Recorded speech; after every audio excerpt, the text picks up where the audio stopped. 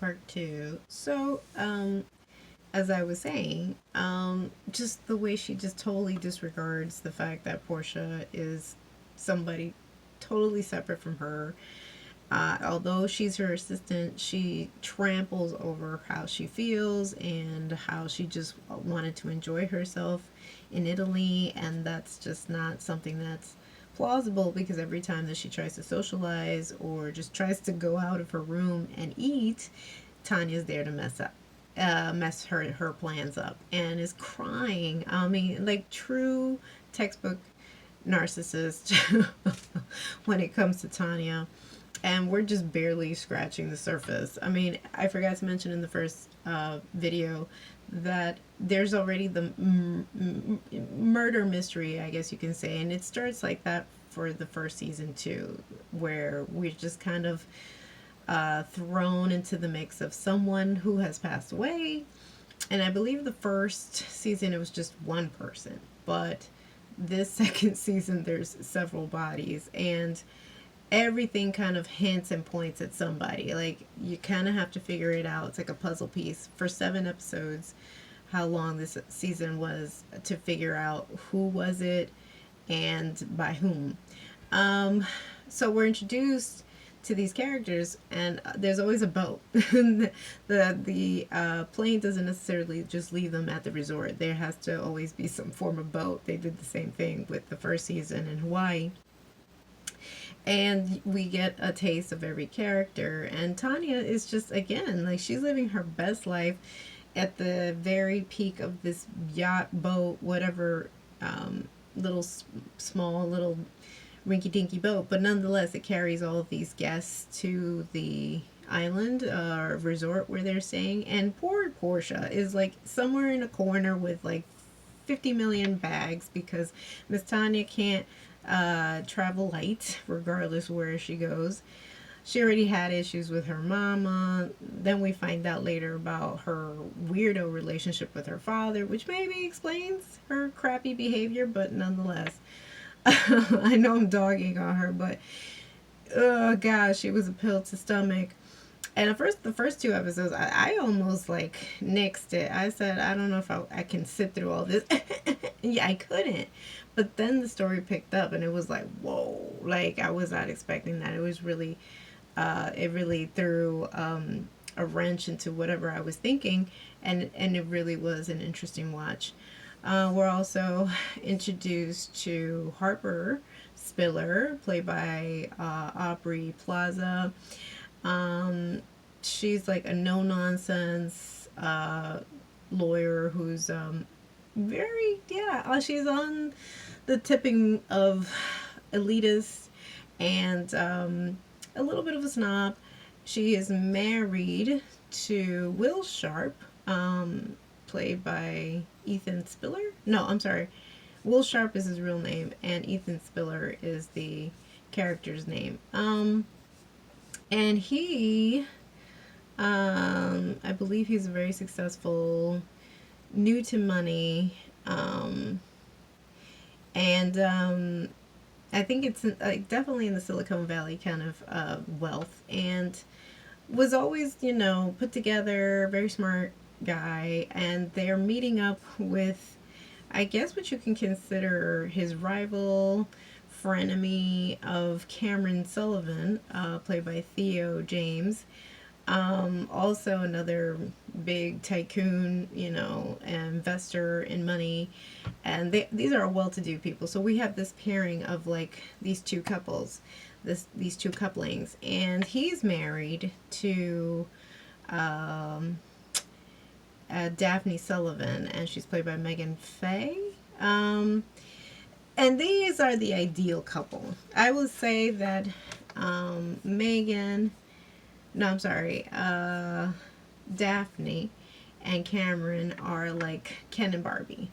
And these are the coupling that you see and you're kind of almost envious of because you're like, really? They really look all that great. They look like the perfect couple for a glossy magazine. They seem that like their life is impeccable. They don't seem to fight. They don't really talk about anything. They live in the lap of luxury. Yeah, Daphne doesn't have to work. She does take care of her two kids, and he makes the big bucks, you know.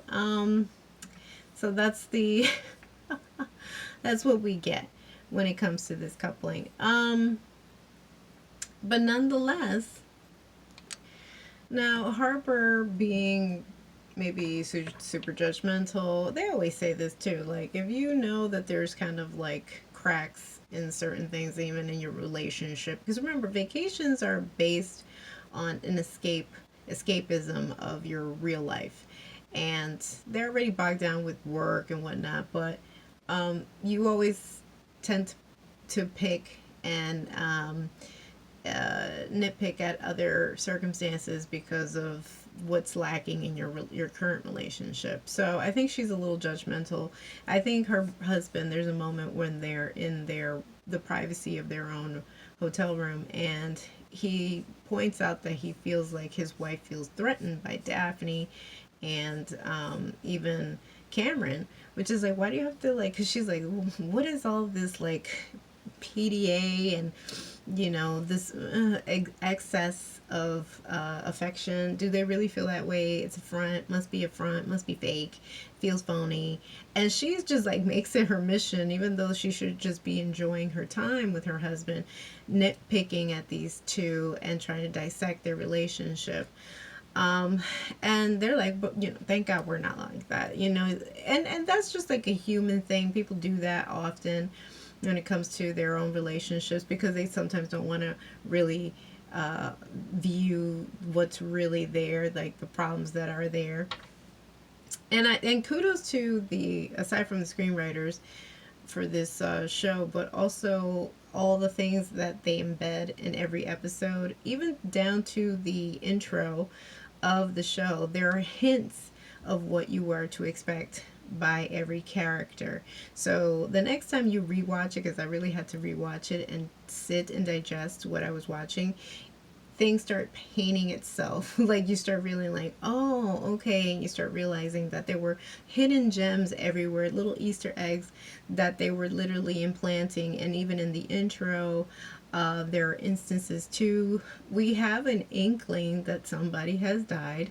We don't know specifically who, but there are little gems here and there. There's always this nod to The Godfather too, which again, yes, I agree, is one of the best films really ever on celluloid. And if you haven't watched it, please watch it. The Godfather 1, Godfather 2, Godfather 3, but but it's great cinematic history. And even the fact that they picked this particular location where they shot that's it famous scene where Al Pacino has to travel to Italy because now he's under watch, and perhaps there's a threat of killing him because he killed some major personalities in New York in defense of his father.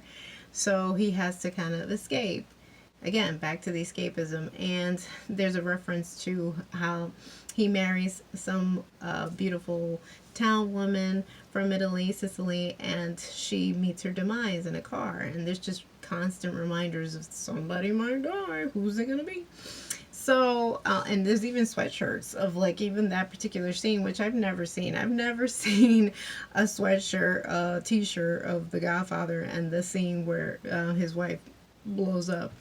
Um, and then we meet our three generation of male.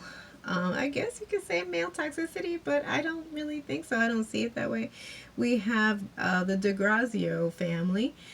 We have first our, hold on. We have our No. We have our little elder here, which is nothing. It's Bert DeGrazio, who's played by F. Murray Abraham. Tell me you don't see him and don't think of his prior characters. I think of Amadeus and I think of Scarface. Like, he's that character actor that has just been in the game for how long, has actually worked with Al Pacino. But he's just so endearing, even though he'll say the wrong things and is a little on the sexist side and, whatnot. And then we have Michael Imperioli. He's playing his son, Dominic DeGrazio. And again, I get so many flashbacks to Sopranos. I'm sure I'm not the only one. And now that he has the gray, he's kind of giving me a little Paulie, but not, not Paulie at all whatsoever. And then his son, Albie DeGrazio, played by Adam DiMarco.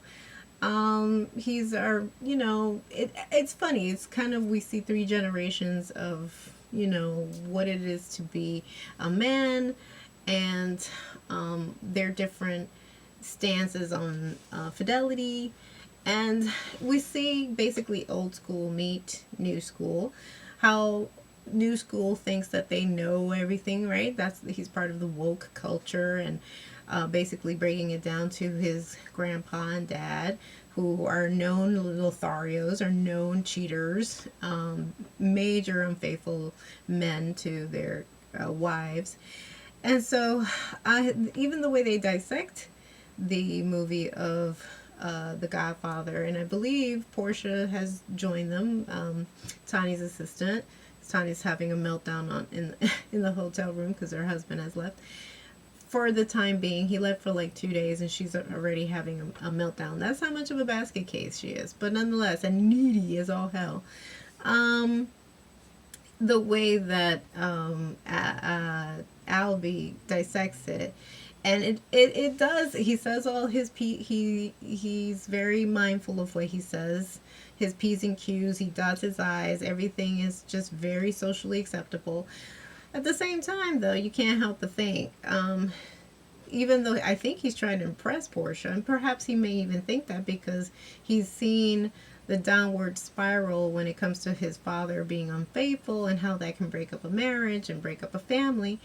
He may believe it. He may wholeheartedly believe it, but at the same time, it's such a turnoff for Portia, who's just kind of like almost in her oats and wanting somebody to just like